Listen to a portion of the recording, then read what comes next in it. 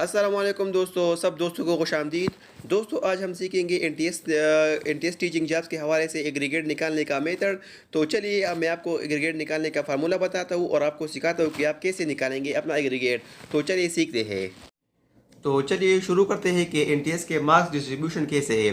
तो NTS teaching cadres के total marks है 200, जिसमें एकेडमिक के मार्क्स है 100, और इस तरह एनटीएस टेस्ट के जो मार्क्स है वो भी है 100 मार्क्स। तो इस तरह 200 मार्क्स बनते हैं। और एनटीएस के मार्क्स तो बिल्कुल आपको पता है कि ये तो 100 एमसीक्यूज आते हैं, आपने वो अटेम्प्ट करने होते हैं। तो ये तो बिल्कुल इजी है, इसमें समझाने की ज़रूरत नहीं है। तो अब मैं आपको समझाता हूँ एकेडमिक मार्क्स कि आप एकेडमिक मार्क्स कैसे निकालेंगे। तो एकेडमिक मार्क्स निकालने का बहुत ही आसान तरीका है। मैं पहले आपको एक स्केच बनाता हूँ, आप ये नोट कर ले। सबसे पहले इसमें आता है मैट्रिक।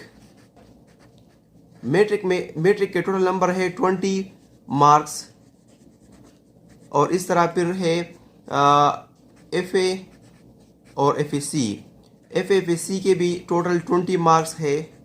और इसके बाद है बीए के भी टोटल 20 मार्क्स है। और इसके बाद है एमए या एमएससी, बीए बीएससी या एमए एमएससी, तो इसके भी 20 मार्क्स है।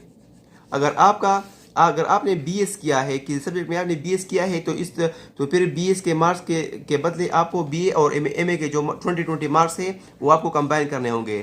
तो इस तरह बीएस के जो मार्क्स है वो 40 मार्क्स होंगे। अच्छा दोस्तों, मैं अब आपको फार्मूला बताता हूँ कि आप किस तरह अपने एकेडमिक मार्क्स निकालेंगे।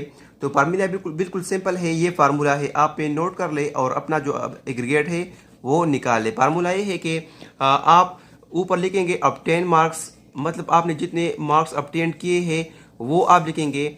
और नीचे लिखेंगे टोटल मार्क्स। फॉर एग्जांपल आपने क्लास 10 में 900 मार्क्स लिए हैं। तो और इसको मैंने आपको बताया था कि मैट्रिक के मार्क्स कितने है, 20 है। आप ये देख ले, मैंने आपको 20 कहा था कि मैट्रिक के मार्क्स 20 है। तो मैं जितने मार्क्स होंगे मैं वो 20 को उससे मल्टीप्लाई करूंगा, ठीक है। अगर ये मैट्रिक के लिए है तो मैट्रिक का आप इस तरह निकालेंगे। मैं आपको एग्जाम्पल के तौर पर बताता हूँ कि अगर आपने मैट्रिक में 738 मार्क्स लिए हैं और टोटल मार्क्स है 1100, तो आप इसको क्या करेंगे, आप इसको मल्टीप्लाई करेंगे 20 के साथ।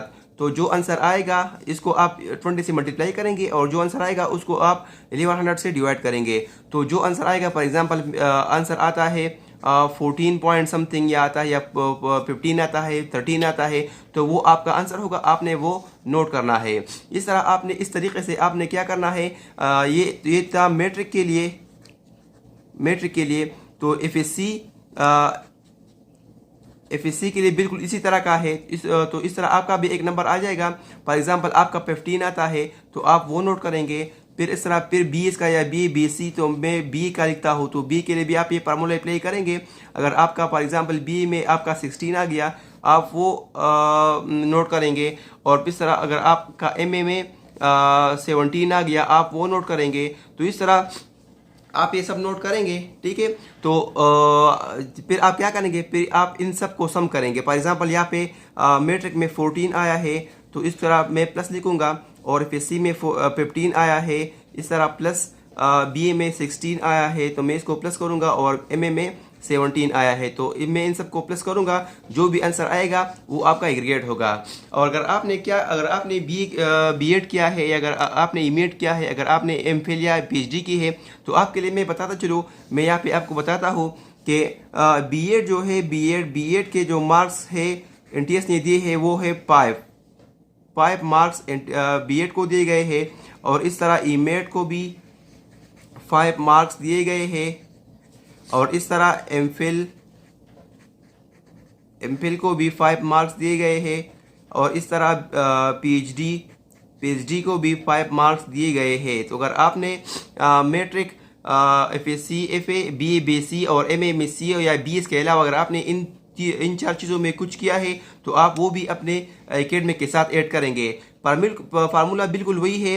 अगर आप बीएड का निकालेंगे तो बीएड में आपने जितने ऑब्टेन मार्क्स हासिल किए हैं आप वो यहाँ पे लिखेंगे और बीएड के टोटल मार्क्स आप नीचे लिखेंगे। और बीएड को जिस तरह मैंने 20 को मल्टीप्लाई किया है मैट्रिक के लिए, तो आप बीएड के लिए क्या करेंगे कि 5 को मल्टीप्लाई करेंगे। तो जो आंसर आएगा वो आप अपने एकेडमिक के साथ क्या करेंगे, ऐड करेंगे। तो इस तरह अगर जो आपका फॉर एग्जांपल मैंने ये सब ऐड कर लिया, अगर मैं आपको एग्जांपल के तौर पर बता रहा हूँ, अगर मैं इसको ऐड करूंगा, अगर फॉर एग्जांपल मेरा आंसर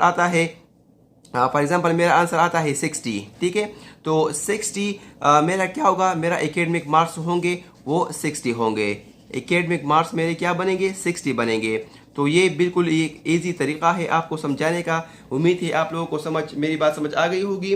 अगर आपको इस तरह अगर आप अपना एकेडमिक फार्मूला एकेडमिक मार्क्स निकालना चाहते हैं तो बिल्कुल ये फार्मूला है आपका, ये आप ट्राई कर सकते हैं।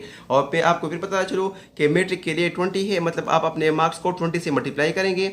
और FA/FSC के लिए 20 है, BA/BSc के लिए 20 है, और इस तरह MA/MSc के लिए 20 मार्क्स है। और फिर इसके बाद BEd के लिए 5 मार्क्स है, EMED के लिए 5 मार्क्स है, MPhil के लिए 5 मार्क्स है, और PhD के लिए भी 5 मार्क्स है।